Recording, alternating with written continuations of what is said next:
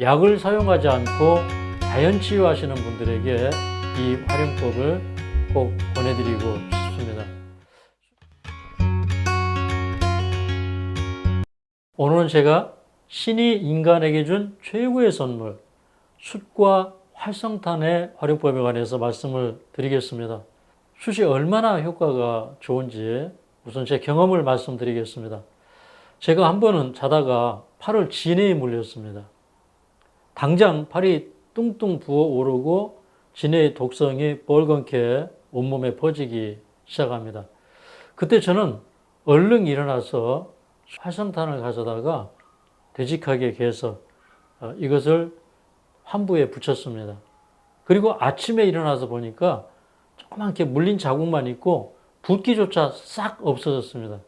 그래서 이 숯의 독을 흡착하는 능력이 대단하구나. 해독 능력이 대단하구나 하는 것을 새삼 느꼈습니다. 이 숯가루뿐만 아니라 식용으로 먹을 수 있게 가공된 활성탄도 여러모로 쓸모가 정말 많기 때문에 약을 사용하지 않고 자연 치유하시는 분들에게 이 활용법을 꼭 권해드리고 싶습니다. 숯과 활성탄은 다릅니다. 이 숯은 기본적으로 음이온이 많이 발생하기 때문에 공기를 정화시키고 흡착력이 있어도 냄새를 제거합니다. 숯은 한번 만들어지면 100만 년 동안 음이온을 발생한다는 말이 있습니다. 활성탄은 숯의 흡착력을 활성화하기 위해서 열 처리를 통해서 가공한 것입니다. 활성탄 안에는 분자 크기 정도의 미세 세공이 엄청나게 많이 들어있습니다.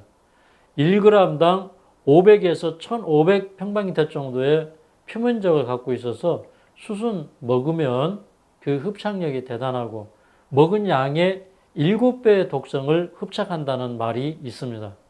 그래서 오늘은 제가 식용 활성탄의 10가지 활용법을 말씀을 드리겠습니다. 이 활성탄은 꼭 약국의 활성탄을 활용하시든지 아니면 해외 사이트를 통해서 식용 활성탄을 직구해서 사용하시기 바랍니다. 가장 기본적인 사용 방법은 위장병이나 대장에 염증이 많은 경우에 올리브유 한 수저에 숯 1티스푼 혹은 한 반 수저 정도를 섞어서 아침 저녁으로 공복에 마시면 좋습니다. 두 번째, 헛배가 부를 때, 설사가 날 때, 장염이 있을 때, 장염으로 설사가 줄줄 나올 때, 또 소화불량으로 배가 편치 않을 때 올리브유 한 수저에 숯을 한 티스푼 섞어서 타서 아침 저녁으로 공복에 드시면 매우 좋습니다. 그리고 이제 배가 아주 심히 안 좋을 때는 숯가루와 아마시가루를 이렇게 1대1로 섞어서 이것을 뜨거운 물로 이렇게 개든지 아니면 약간 끓여서 이렇게 개서 되직하게 만든 다음에 스프를 만들어서 배에다가 이렇게 붙여줍니다. 숯가루가 떨어지지 않도록 비닐로 이렇게 겉에 이렇게 덮든지 아니면 그 천에 싸고 또 비닐 위에 한번 싸고 해서 이렇게 붙여도 효과는 좋고요. 안 그러면 숯스포를 배에 직접 붙인 다음에 헝겊과 비닐로 싸서 이제 붕대로 붙여줘서 숯가루가 떨어지지 않도록 해서 6시간 내지 8시간 간격으로 갈아 붙여주면 효과가 빠릅니다. 그런데 이 숯스포를 만들어 쓰시는 게 매우 번거롭기 때문에 기존에 만들어져 있는 이런 숯파스가 나옵니다. 저는 이제 이것을 오랫동안 사용해 봤는데 숯파스를 활용하는 것은 참 그 번거로움을 해결하는 데 도움이 됩니다. 자, 이렇게 활성탄을 먹고 또 이렇게 붙이고 하면 장내 세균과 세균의 배설물, 독성 등을 흡착하여 배출해 주기 때문에 속이 아주 편안해집니다.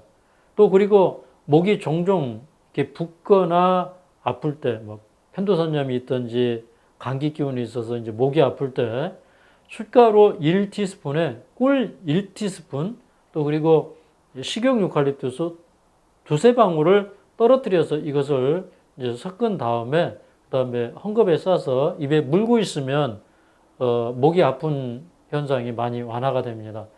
주무실 때도 그냥 천에 싸서 입에다 물고 주무시면 됩니다. 어떤 상처는 잘 아물지 않죠. 심하게 상처가 아물지 않는 분은 뭐 몇 년 동안 이 상처가 아물지 않는 분도 계셨어요.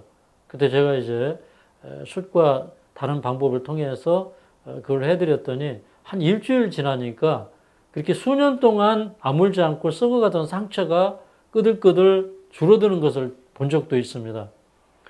이렇게 상처가 아물지 않을 때 수술 아마시 가루와 1대1로 혼합해서 이렇게 물에 되직하게 반죽한 다음에 비닐에 싸든지 헝겊에 싸서 상처 부위에 올려주면 상처가 빨리 낫습니다. 어떤 때는 상처 위에 바로 올려줘도 좋습니다. 다섯 번째는 벌레에 물렸을 때, 중이염이 있을 때 숯가루를 밀가루나 아마시 가루와 이렇게 다시 1대1로 섞어서 개서 헝겊에 싸서 이렇게 붙여주면 그 독성을 완화시키고 염증을 떨어뜨리는데 효과가 있습니다. 또 그리고 이제 화상을 입었을 때, 또 골수염이 있을 때, 또 밀가루 아마씨를 1대1로 섞어서 물에 되직하게 반죽한 다음에 이 환부에 올려주면 빨리 낫습니다. 뜨거운 물로 이 개주면 흡착력이 더 좋아집니다. 한 번은 저의 부친이 화상을 입고 병원에 입원하셨는데 수술받은 부분의 살이 자꾸 곱는 것입니다. 그래서 이제 어떻게 하면 좋겠냐고 저한테 의논을 해서 숯가루를 개서 환부에 붙이시라고 했습니다. 그 다음에 이제 방문해서 아버지 상처는 어떻게 되셨어요? 그랬더니 수술 개서 비닐에 싸가지고 그것을 환부에 올려놓으셨다고 그랬어요. 그래서 수술 비닐에 싸면 효과가 없을 텐데요 라고 했더니 그것을 올려놓는 그날 저녁부터 상처가 아물기 시작했다고 그래요. 그래서 제가 참 놀라워서 나중에 보니까 숯은 이렇게 비닐을 뚫고 들어가서 흡착을 합니다. 숯은 참 이 흡착력이 대단하고 또 심지어는 몸에서 30cm 떨어져 있어도 흡착력이 있다고 그래요. 그러니까 숯의 그 흡착력, 정화 능력은 대단합니다. 자, 계속해서 활성탄 활용법 7번째입니다. 감기 몸살기가 있을 때 활성탄 1티스푼이나 2분의 1 수저를 따뜻한 물 한 컵에 타서 마시면 효과가 있습니다. 또 그리고 따끈한 물을 준비하신 다음에 그 물에다가 활성탄을 한 수저 섞은 다음에 족욕을 같이 해줍니다. 그러면 이제 먹고 족욕하고 하면 감기 완화 효과가 아주 빠르게 나타납니다. 자, 8번째, 기관지염, 폐렴, 폐가 안 좋은 분들은 활성탄 스프를 만드세요. 이 활성탄 드레싱을 만들어서 가슴 부위에 넓게 밀착해 붙여주시면 효과가 정말 좋습니다. 이렇게 붙이신 다음에 6시간 내지 8시간 간격으로 갈아주셔야 되고 이건 역시 번거로우시면 기존에 나와 있는 수파스를 활용하시면 됩니다. 9번째, 무릎 관절이 안 좋을 때 이 관절에다가 숯가루를 넣어서 팩을 만들어 놓은 것이 있는데 이것을 스팀으로 쪄서 이렇게 찜질을 해주면 아주 좋습니다. 또 그리고 그 암에 걸려 있을 때 그 암 부위하고 가까운 곳에 이 활성탄 두머니를 만들어서 스팀으로 쪄서 이 따끈하게 찜질을 해주면 좋습니다. 찜질을 할 때는 직접 스팀으로 데워진 것을 살에다 바로 대면은 화상을 입기 때문에 이제 수건으로 두껍게 깔고 그 위에다가 이제 찜질 스프를 올려주고 수분이 날아가지 않도록 비닐로 이렇게 덮어줘야 돼요.